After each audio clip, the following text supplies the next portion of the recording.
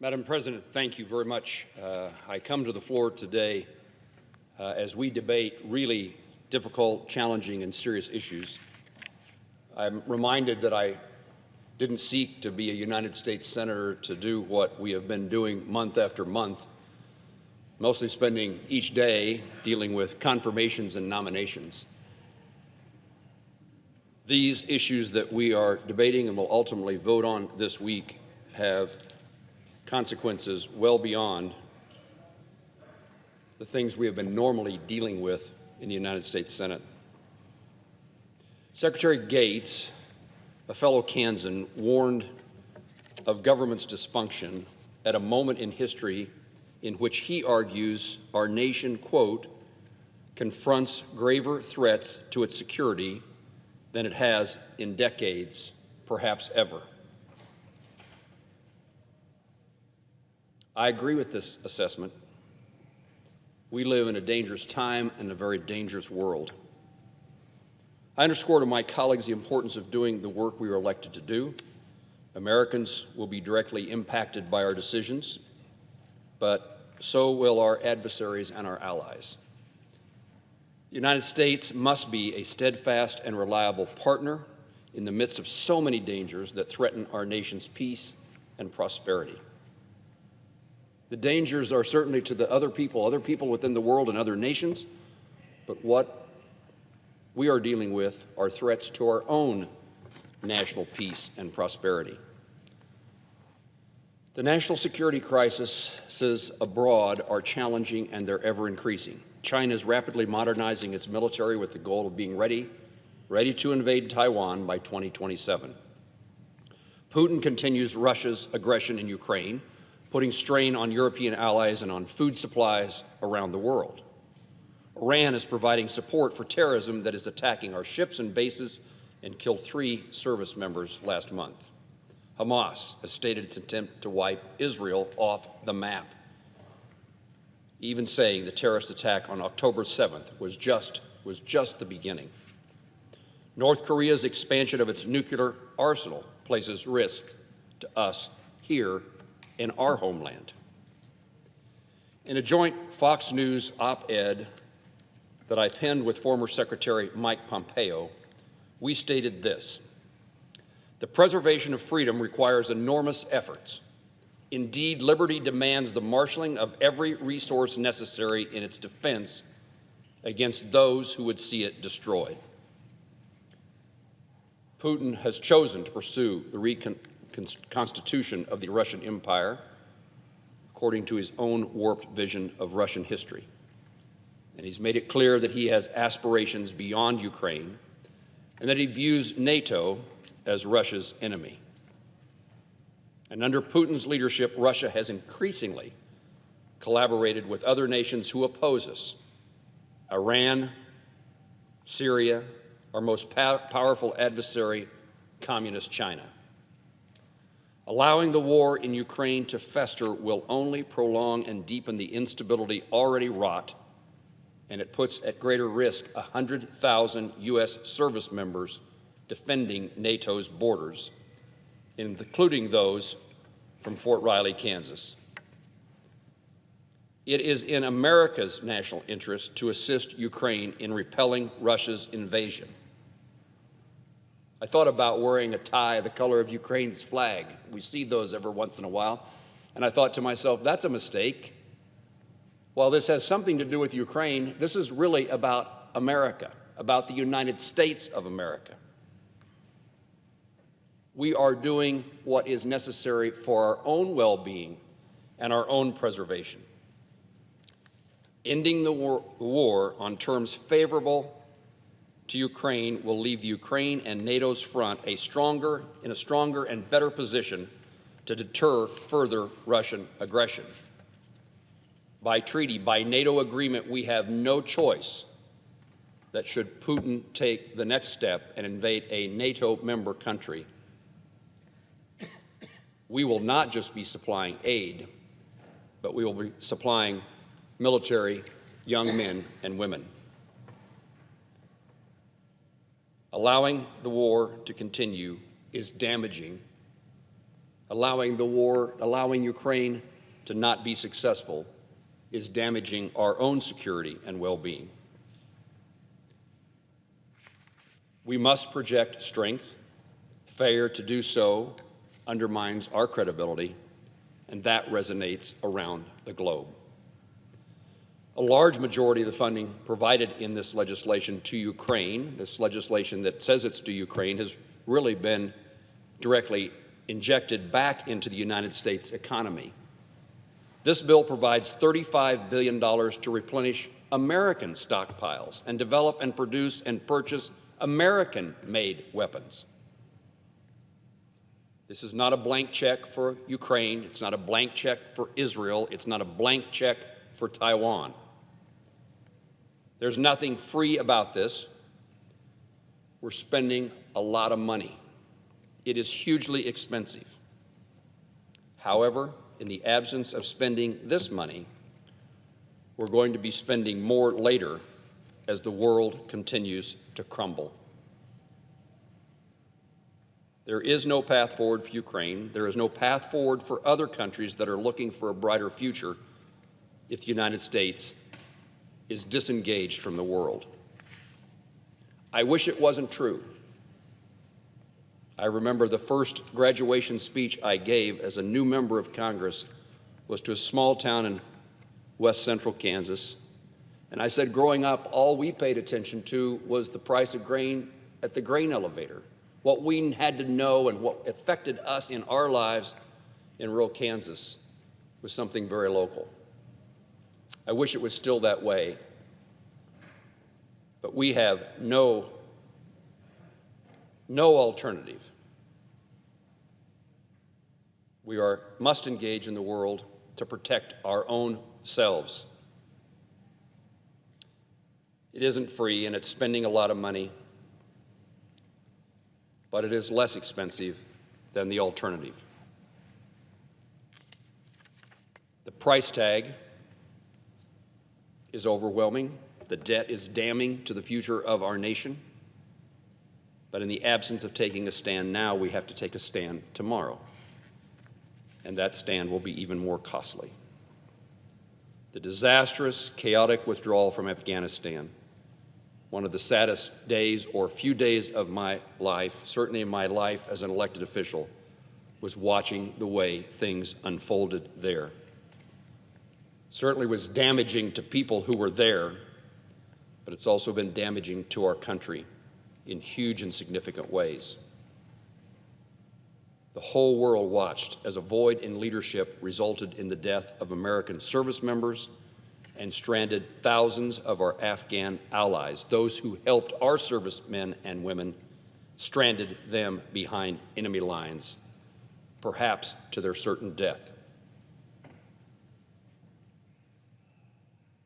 I was critical and remain critical of the Biden administration for the manner in which we came out of Afghanistan, and many of my colleagues, especially Republican colleagues, joined me in that criticism.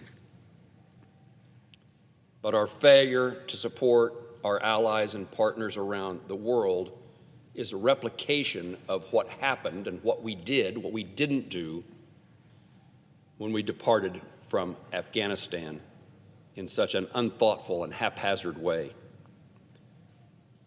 We have an opportunity to partially remedy the situation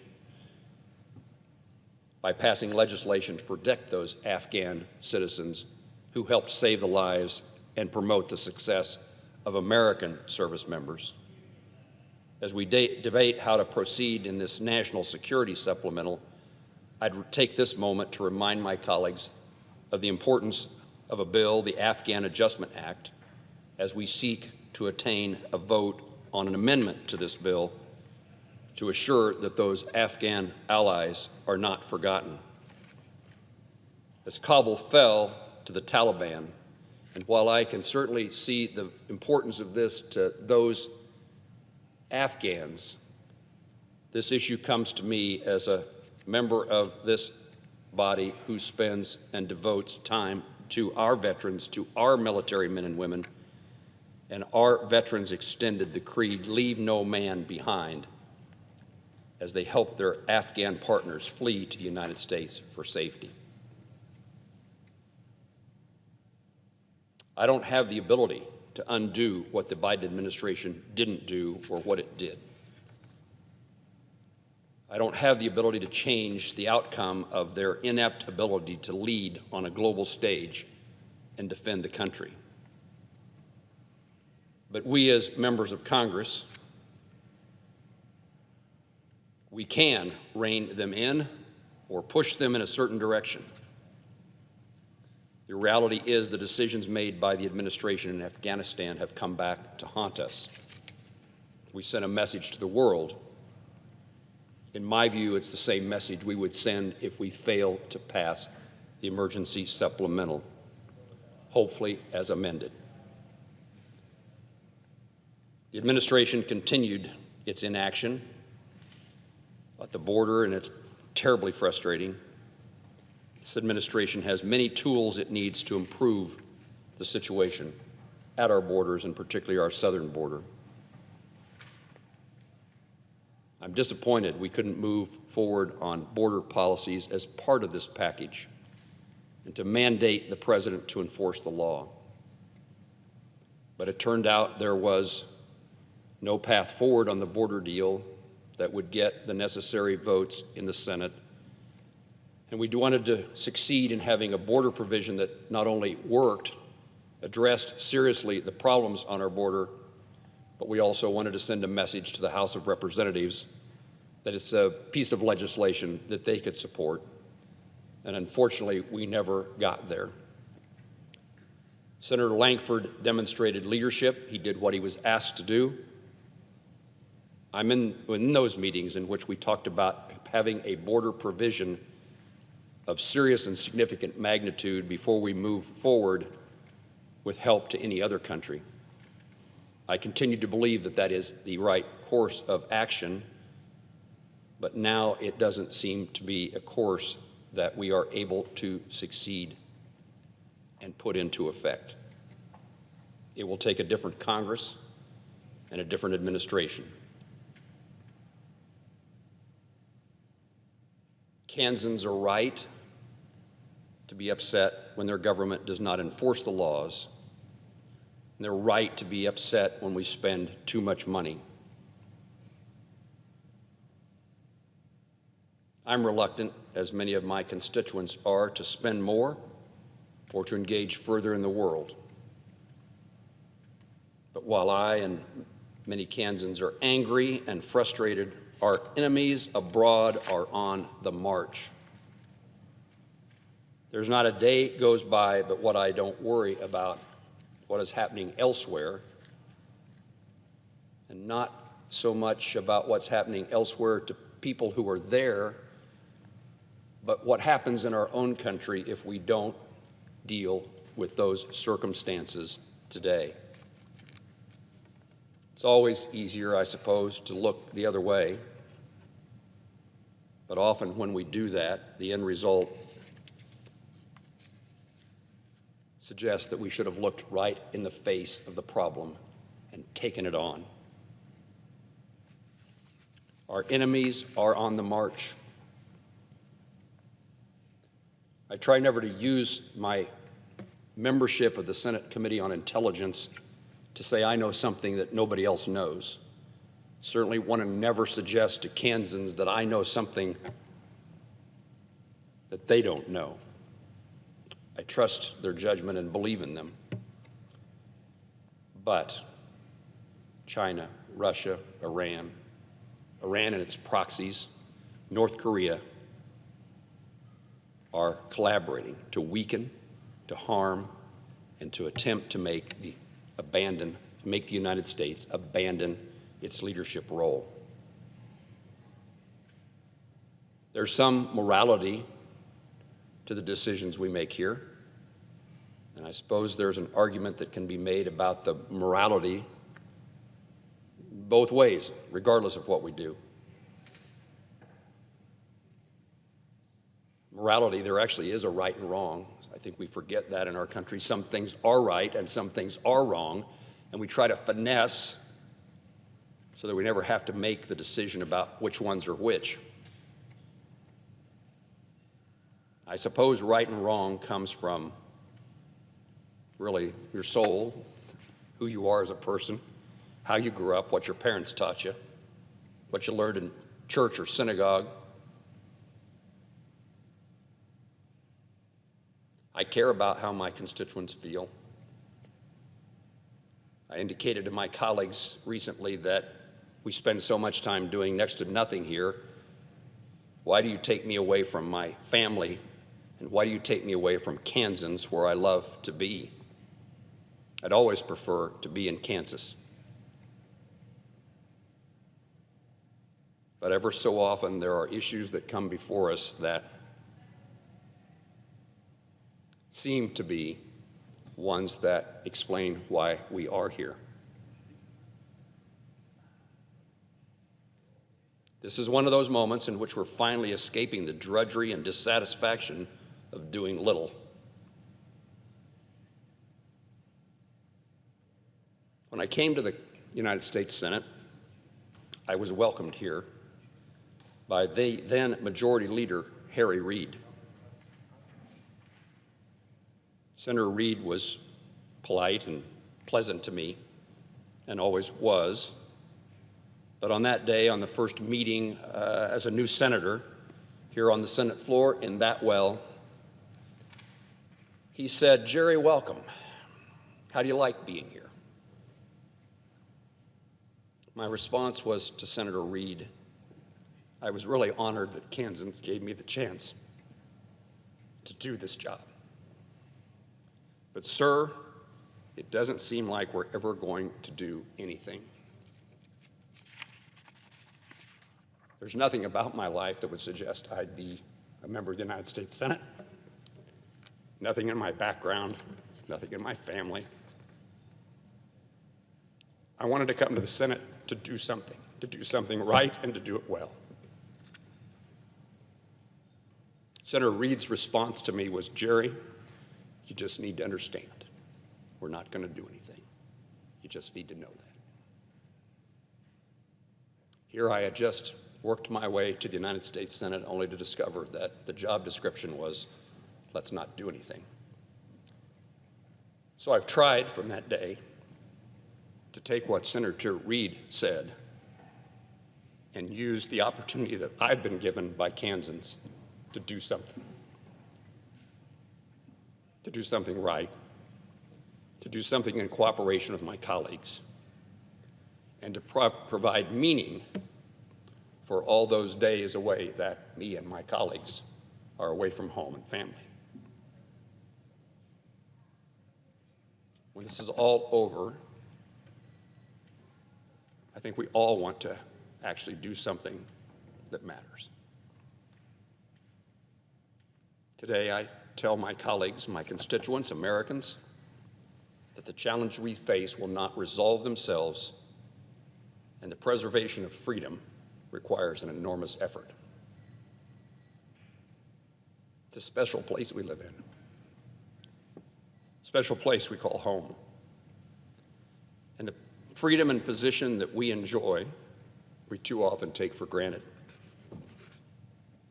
It's been a while since, in fact, many in this body, many in Congress, no longer have served in the military.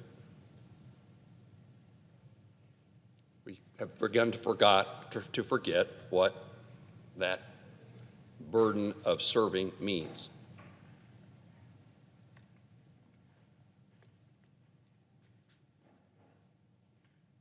We owe something to those who served. We owe something to a generation of hardworking men and women who have come before us. In my view, we owe them to live up to our responsibilities to preserve what they have defended and protected and made available to me, to Americans today, and to our generation, our children and grandchildren, and Americans that we will never know. I believe in America first, but unfortunately, America first means we have to engage in the world. Taking a sober view of history, there should be no doubt of the importance of the outcome in Ukraine, the Middle East, in China, in the South Pacific, and what it means to the United States. I go back to what Secretary Pompeo said with me in that Fox News opinion piece. The preservation of freedom requires enormous effort. Indeed, liberty demands the marshaling of every resource necessary in its defense against those who would see it destroyed. I'm not the articulate individual that President Reagan was, but he said it well, perhaps better than what I and Secretary Pompeo said. President Reagan said in his first inaugural address to become president, he said, "The crisis we are facing today does not require us the kind of sacrifice that so many thousands of others have been called upon to make. It does require, however, our best efforts and our willingness to believe in ourselves and to believe in our capacity to perform great deeds, to believe that together with God's help, we can and will resolve the problems which now confront us." I'm tired of telling people when they ask me how I am, I say, well, I'm fine, my family's fine, but the world is a mess. You can't differentiate the two. Your family, you can't be fine if the world's crumbling. That's me, not Reagan. President Reagan concluded, "Together, with God's help, we can and will resolve the problems which now confront us. And after all, why shouldn't we believe that? We're Americans." Mr. President, I yield